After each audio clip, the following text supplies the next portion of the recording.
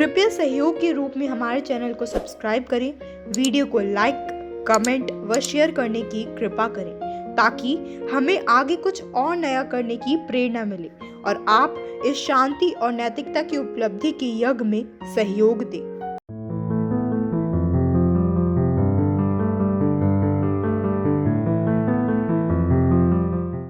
प्रिय मित्रों, पिछले भाग में हमने मौलिक अधिकारों की समीक्षा और क्यों आवश्यक है पर प्रकाश डाला था। अब इन भागों को क्रम अनुसार एक एक कर वर्गीकृत मौलिक अधिकार का विवरण देंगे।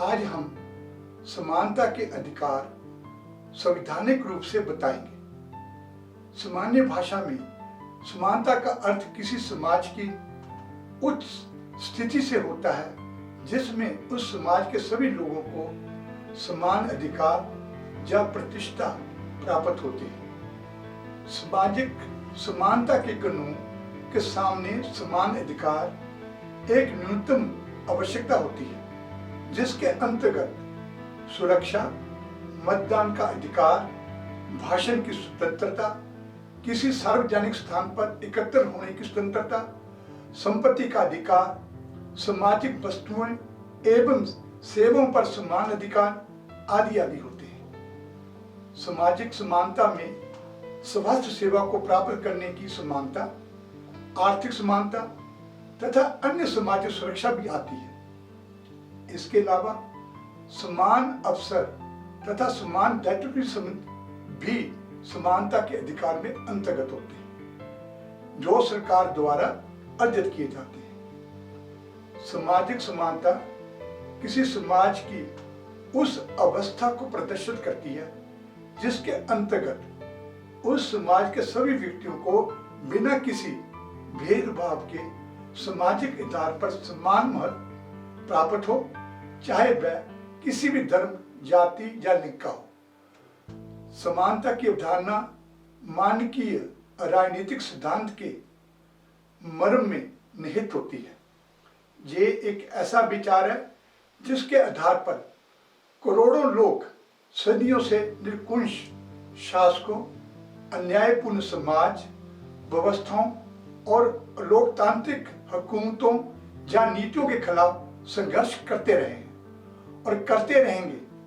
हमारे देश का विशाल इतिहास भी कुछ ऐसा ही है जिसमें ना जाने कितने वीरों ने अपनी स्वतंत्रता और समान अवसर प्राप्त करने के लिए अपने प्राणों की आहुति दी, लेकिन कभी भी अपना सिर दुश्मन के सामने नहीं झुकाया। इसी हिसाब से समानता को स्थायी और सार्वभौम अवधारणाओं की श्रेणी में रखा जाता है। दूसरे शब्दों में, दो या दो से अधिक लोगों या समूहों के बीच संबंध की एक स्थिति ऐसी होती है जिसे समानता के रूप में परिभाषित किया जा सकता है, लेकिन एक विचार के रूप में समानता इतनी सहज और सरल नहीं है, क्योंकि उस संबंध को परिभाषित करने के लिए उसके लक्ष्यों को निर्धारित करने और उसके एक पहलू को दूसरे पर प्राथमिकता देने के एक से अधिक तरीके हमेशा उपलब्ध रहते हैं। अलग अलग तरीकों से समानता को प्रदर्शित करने पर समानता के विचार की भिन्न भिन्न परिभाषाएं उभर कर सामने आती है।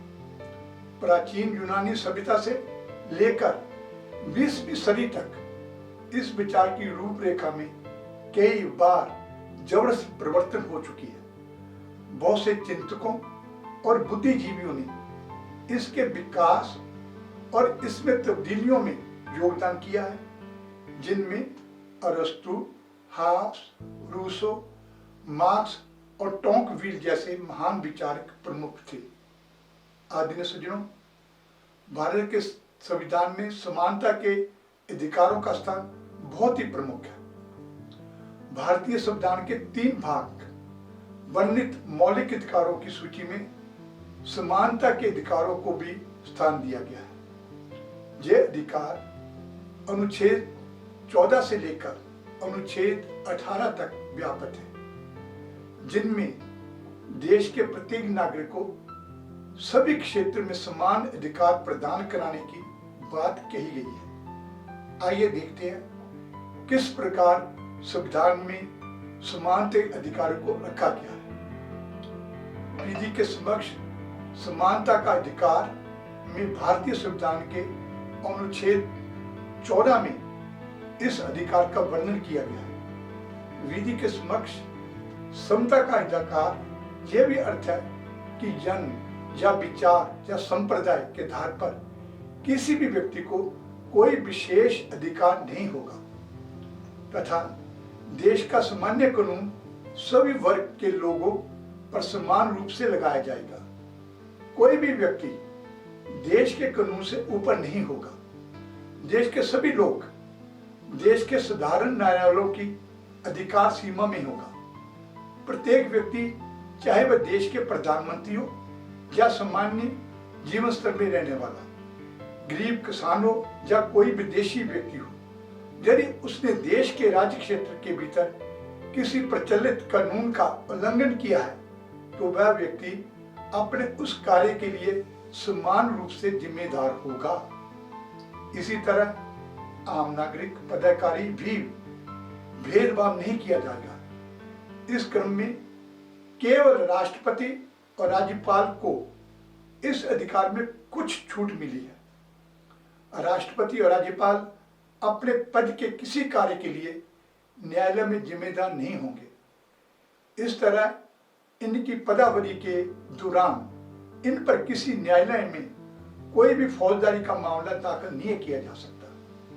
राष्ट्रपति या राज्यपाल का पद ग्रहण करने से पहले इनके द्वारा व्यक्तिगत हैसियत से किए गए किसी कार्य के लिए किसी भी न्यायालय में कोई दीवानगी मामला 60 दिन से पहले की लिखित पूर्व सूचना के बाद ही चलाया जा सकता है, अन्यथा नहीं। लेकिन सरकार के किसी कार्य के खिलाफ न्यायालय में वाद लाया जा सकता है, चाहे वह कार्य राज्यपाल या राष्ट्रपति नाम से ही क्यों ना हो किया गया हो। प्रिय मित्रों, धर्म, मूल वंश, जाति, लिंग या जन्म स्थान के आधार पर भेदभाव का निषेध इस तरह है। भारतीय संविधान के अनुच्छेद खंड 1 के अनुसार राज्य किसी नागरिक के विरुद्ध केवल धर्म, मूल वंश, जाति, लिंग, जन्म स्थान या इनमें से किसी के आधार पर कोई भेद नहीं करेगा। यहाँ केवल ये बहुत महत्वपूर्ण है क्योंकि यदि विभेदकारी व्यवहार के लिए इस अनुच्छेद में गिनाए गए आधार के अलावा अन्य आधार पर किया गया वर्गीकरण या विभेद संविधान विरुद्ध नहीं माना जाएगा। किंतु यदि किसी नागरिक के साथ राज्य द्वारा केवल इसलिए भेदभाव किया जाता है कि वह किसी विशेष धर्म, वंश, जाति का है या क्षेत्र अथवा स्थान विशेष में पैदा हुआ है, तो वह न्यायालय के माध्यम से राज्य की कार्रवाई को शून्य घोषित करा सकता है।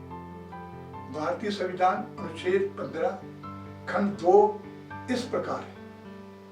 भारत देश के किसी भी नागरिक को केवल धर्म, मूल वंश, जाति, लिंग, जन्म स्थान या इनमें से किसी के आधार पर दुकानों, सार्वजनिक भोजनालयों, होटलों और सार्वजनिक मनोरंजन के स्थानों में प्रवेश करने से नहीं रोका जा सकता। इस तरह कुओं, तालाबों, स्नान घाटों, सड़कों और सार्वजनिक स्थानों के उपयोग से भी किसी नागरिक को वंचित या बाधित नहीं किया जा सकता यदि वे पूरी तरह सरकारी खर्चे से बने हुए या सरकारी खर्च से संचालित हो या फिर निजी होते हुए भी सार्वजनिक उपयोग के लिए समर्पित हो। अनुच्छेद 14 राज्य विधि के समक्ष समानता ब्रिटिश संविधान से ये लिया गया है, लेकिन अनुच्छेद 15 का खंड 3 राज्य को ये अधिकार देता है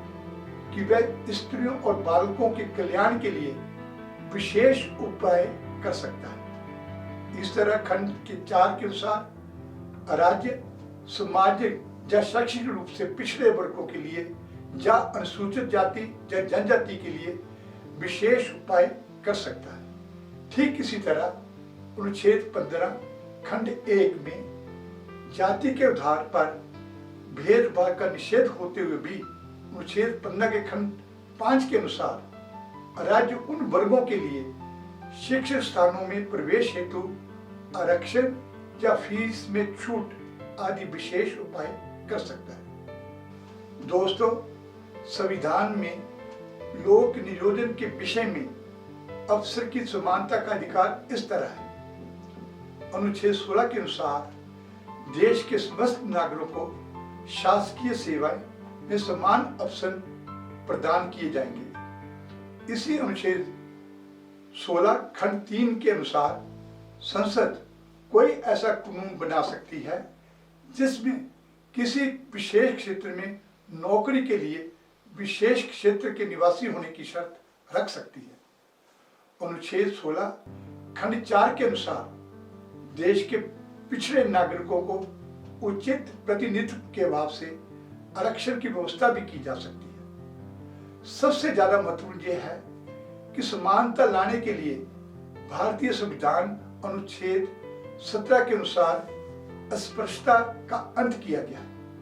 इसको समाप्त करने के लिए संसद ने अस्पृश्यता अपराध अधिनियम 1955 के तहत अस्पृश्यता को दंडनीय बना दिया गया। बाद में 1976 में इसको संशोधित कर सिविल अधिकार का अधिनियम 1976 बनाया गया।